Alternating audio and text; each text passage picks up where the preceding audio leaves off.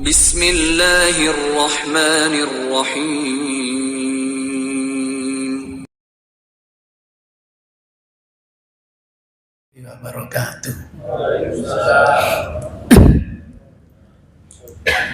Innal hamdalillah nahmaduhu wa nasta'inuhu wa nastaghfiruh wa na'udzu billahi min shururi anfusina wa min sayyiati a'malina may yahdihillahu fala mudilla lahu wa may yudlil fala hadiya lahu wa nusalli wa nusallim ala hadzal nabiyil karim wa ala alihi wa sahabatihi wa man ihtada bihadihi ila yaumiddin, amma ba'du.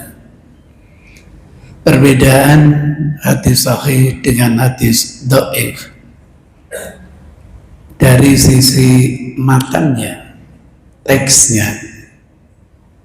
Hadis itu kebenarannya mutlak, cocok di mana saja, kapan saja, untuk siapa saja. Berbeda dengan hadis dhaif, kadang-kadang satu sisi ada baiknya, tapi sisi yang lain bermasalah. Jadi kebenaran itu tidak mutlak sebagaimana hadis sahih. Contohnya misalnya al-batinjan da'un likulli marad. Terong itu obat segala macam penyakit. Kita tidak menafikan memang terong itu punya khasiat yang luar biasa. Tapi supaya difahami, tidak semua sakit selesai dengan terong. Bahkan hasil penelitian, ada orang yang sakit dikasih terong, tambah inna lillahi wa inna ilaihi raji'un. Itu petanda, bukan wahyu. Berbeda dengan hadis sahih, madu adalah obat segala macam penyakit. Maka hasil survei, penyakit apa yang tidak selesai sembuh dengan madu? Dokter yang mengobati segala macam penyakit ini saya tanya, katanya orang berpenyakit diabetes itu tidak boleh minum yang manis, dan madu itu kan rasanya manis. Penjelasan dokter mengejutkan. Manisnya madu tidak sama dengan manisnya gula. Allahu Akbar. Sehingga penyakit apapun yang diderita pasiennya selalu dikasih pengobatan dengan madu. Tapi madu yang memang made in Allah. Jangan madu hasil rekayasa manusia. Nanti Rasul berlepas diri dari apa yang pernah dijanjikannya lewat wahyu Allah Subhanahu wa ta'ala. Sedemikian pula mulianya bulan Ramadan. Sudah banyak hadis yang sahih, tapi banyak juga hadis yang dipalsukan. Tentu bukan oleh umat Islam, enggak, oleh orang-orang Yahudi yang sengaja untuk memperkeruh ajaran yang dibawa oleh Rasulullah Sallallahu Alaihi Wasallam. Masa bulan Ramadan itu katanya 3 tahap. 10 hari pertama hari penuh dengan rahmat. 10 hari yang kedua hari penuh ampunan dari Allah. Nah 10 yang ketiga hari penuh pembebasan dari api neraka. Memang satu sisi ada filosofis yang menarik, agar makin lama orang ini makin semangat, tidak makin kendur. Tapi sisi yang lain, kasihan dong teman kita yang wafat baru tanggal 7 Ramadan, baru dapat rahmatnya Allah, tapi belum dapat pengampunan dari Allah. Buru-buru pembebasan dari api neraka. Padahal permohonan ampunan itu kan bisa dilaksanakan setiap saat. Ngapain menunggu tanggal 11 sampai tanggal 20? Setiap malam Allah turun dari alam arasnya menuju Baitul Izzah, mendekat kepada hambanya, menawarkan 3 hal kok. Hal min mustaghfirin, ada ndak malam ini hambaku yang mohon ampunan, aku ampuni dia. Wa hal min mustatibin, ada ndak tengah malam gini hambaku yang bertobat, aku terima tobatnya. Wa hal min sa'ilin fa'utiya ilaihi, ada ndak yang minta, aku beri. Itu janjinya Allah Subhanahu wa ta'ala. Summa araja, lalu mi'raj lagi ke singgah sana. Allah sudah bisa ditakar. Ulama memang mengkaji lewat sanad, mata rantai perawi, benar. Tapi dari sisi matanya, teksnya sudah bisa kok diterka kira-kira ini wahyu atau bukan wahyu. Ada lagi hadis yang masyhur, sampai saya temukan itu jumlahnya 34 hadis. Rata-rata buatan orang Yahudi, kalau enggak buatan orang zindik yang tidak ingin Islam ini jaya, Islam ini maju, Islam ini purifikasi. Masyarakat sekarang dikenal dengan fobi. Lihat Islam itu gregetan, tidak suka. Katanya apa? Rasul dawuh sumu tasihum, sampai ditulis di beberapa spanduk. Ya memang membuat mereka hadis kemudian dipopulerkan, diviralkan. Mereka yakin kalau diviralkan menjadi umum, masyarakat menganggap itu sebuah kebenaran. Biar dianggap benar, diumumkan. Maka kalau masyarakat awam itu dengar ceramah, dianggap gak benar, orang umum. Jadi kalau ukur kebenaran masyarakat itu karena umumnya itu. Sementara hadis sahih tidak ada yang membiayai, sehingga kita lebih mengenal hadis dhaif daripada hadis sahih. Satu sisi ada benarnya, ada penyakit yang efektif penyembuhannya dengan puasa, benar. Tapi di banyak penyakit justru dengan puasa tambah parah.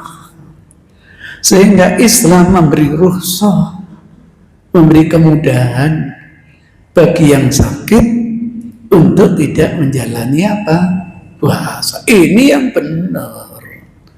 Nah, sudah puasa dipaksa, sudah sakit dipaksa puasa, alasannya biar sehat. Na'udzubillahi min dzalik. Ada lagi di radio, di TV.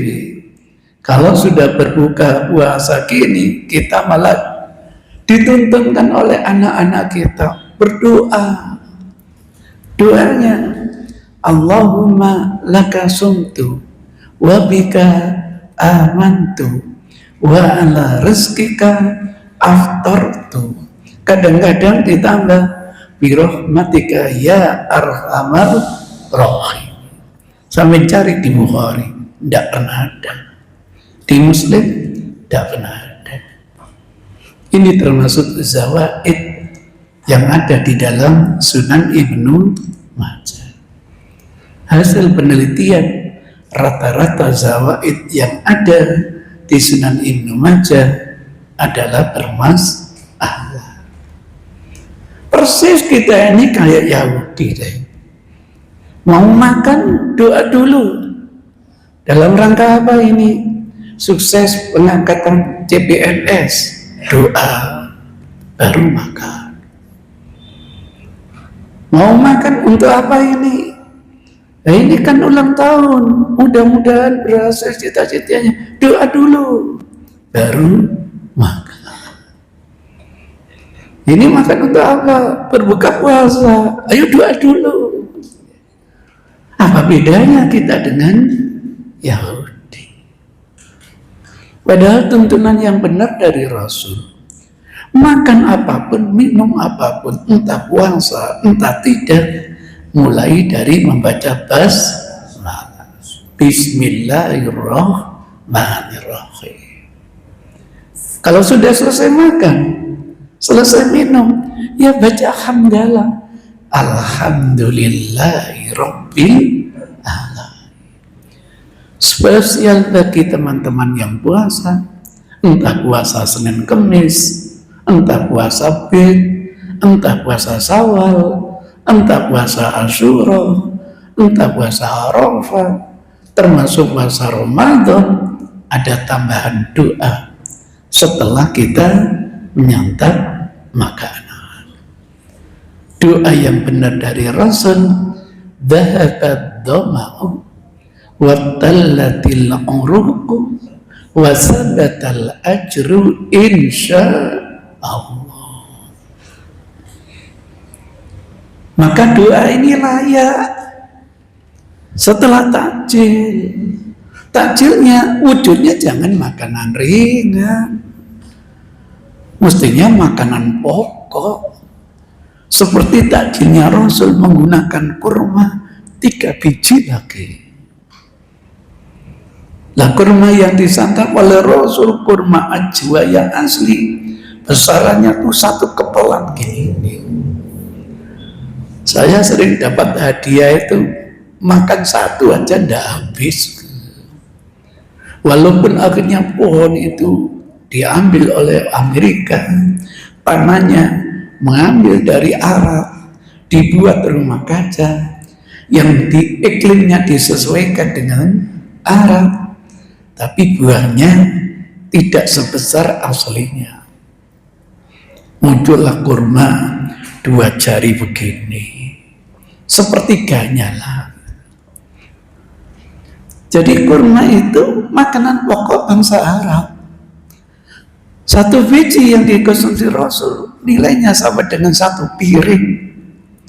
Berarti takjilan Rasul itu makan 3 piring. Ini namanya internalisasi hadis.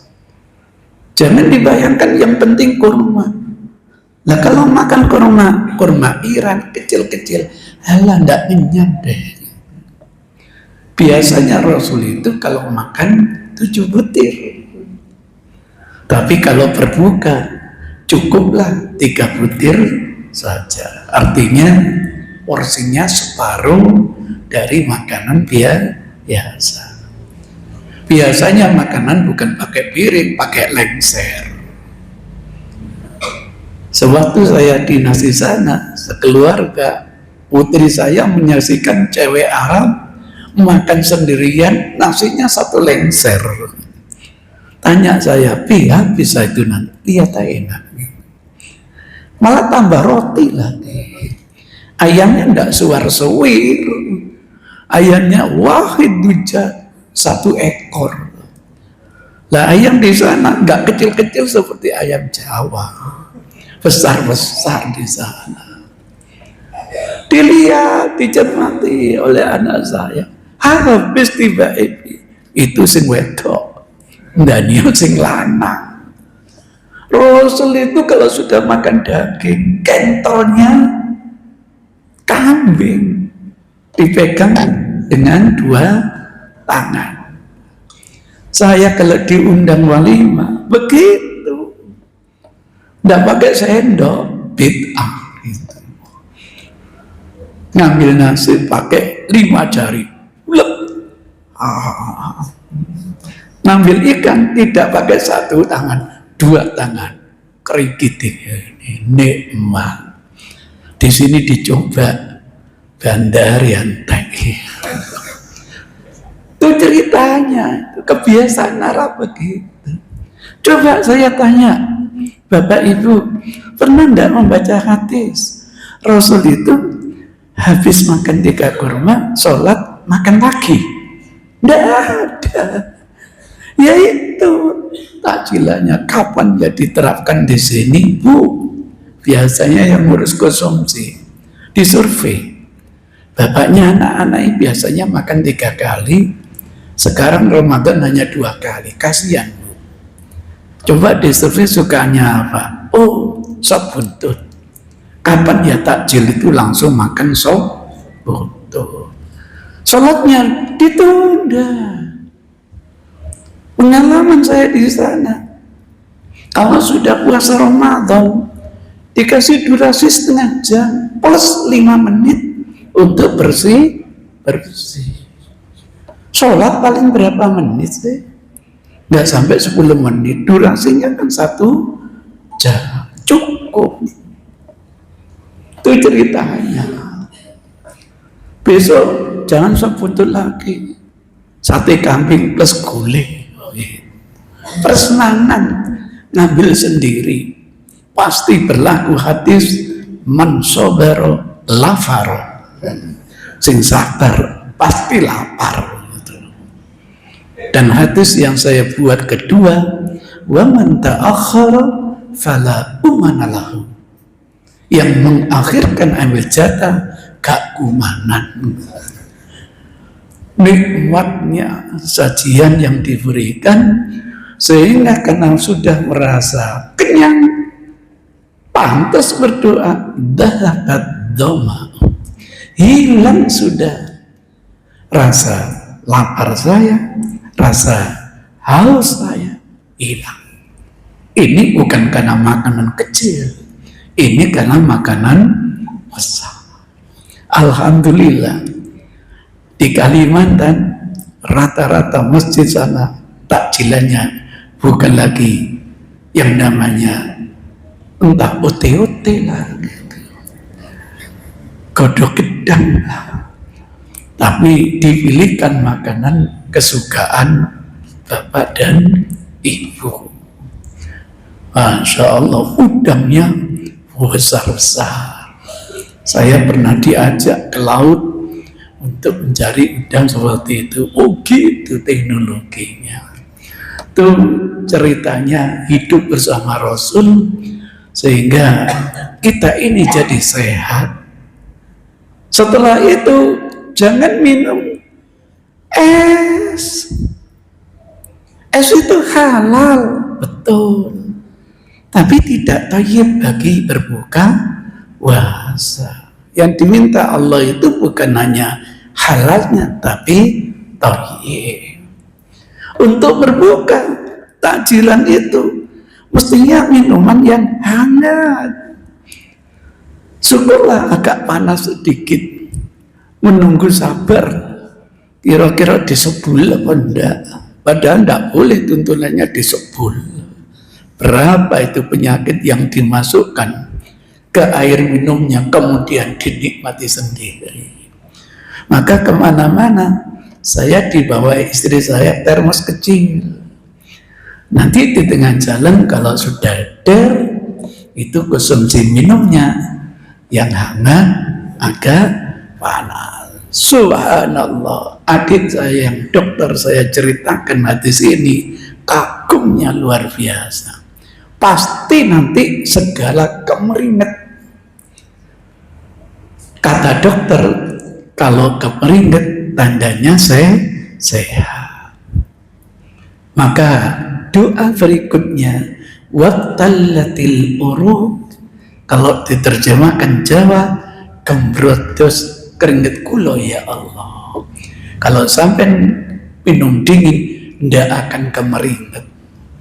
Diejek oleh Allah, kamu nggak kemeringet. Itu karena kesalahan kita di dalam menjalankan ketaatan kepada Allah. Poso gak tambah sehat, tambah loro kabeh. Yang terakhir, wasabatal ajru insya Allah. Sekiranya sekecil apapun seperti ini, ittiba ke bahasa sunnah Rasul, insya Allah kokoh pahala yang dijanjikan oleh Rasulullah Sallallahu Alaihi Wasallam. Dengan payung hadis-hadis yang sahih seperti ini, cukuplah kita di dalam menjalankan ketaatan kepada Allah Subhanahu wa Ta'ala. Terima kasih. Billahi hidayah wa taufiq. Wassalamualaikum warahmatullahi wabarakatuh.